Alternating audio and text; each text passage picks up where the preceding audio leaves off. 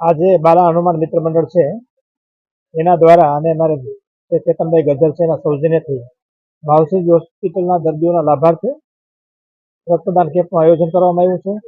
Bhavsinh hospital છે એની અંદર આખા શહેરનો જે બ્લડનો વપરાશ છે એમાંથી 80% બ્લડ છે માત્ર ભાવસિંહ હોસ્પિટલમાં વપરાય છે. એનું કારણ એ છે ખાસ કરીને ગાયનેક પેશન્ટ માટે, જનરલ સર્જરીના પેશન્ટ માટે અને જે રૂટીનની સર્જરીઓ થતી હોય છે એમાં કાયમી એટલા બધા પેશન્ટો આવતા હોય છે કે કાયમી ધોરણે બ્લડની જરૂર પડતી હોય છે.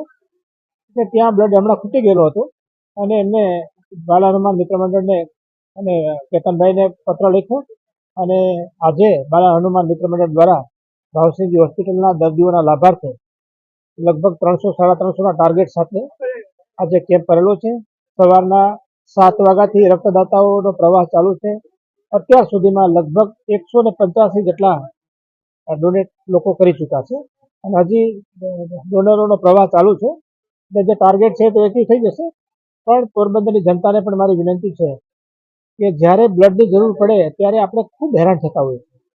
એટલે જ્યારે પણ બ્લડ ડોનેશન આ પ્રકારનો કેમ્પ થાય, ખાસ કરીને સિવિલ હોસ્પિટલ પોરબંદર હોય કે સિવિલ હોસ્પિટલ જામનગર હોય કે સિવિલ હોસ્પિટલ અમદાવાદ હોય કે સિવિલ હોસ્પિટલ રાજકોટ હોય, વધારે બ્લડનો વપરાશ સરકારી દવાખાનાઓમાં થતો હોય છે અને અહીંયા રિપ્લેસમેન્ટ પણ વિધાઉટ એની કોસ્ટ થતું હોય છે, એટલે ફ્રીમાં આપતા હોય છે.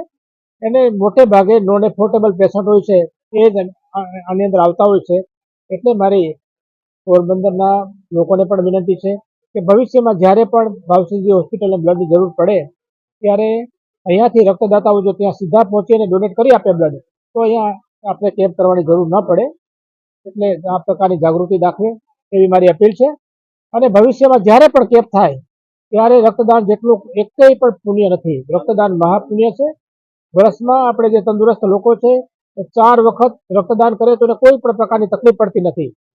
એટલે રક્તદાનમાં જે લોકો આજની તારીખે થોડા હિચકિચાટ અનુભવે છે એ લોકોએ ન અનુભવવો જોઈએ અને રક્તદાન કરવું જોઈએ. અને આપણા કોઈ પણ સગા સંબંધીઓ કે આપણા શહેરના કે આજુબાજુના ગામના લોકોનો તમારા રક્તના એક ટીપાને કારણે એમનો જીવ બચશે, એની પીડામાં રાહત થશે, તો આનાથી મોટું બીજું કોઈ પુણ્ય નથી.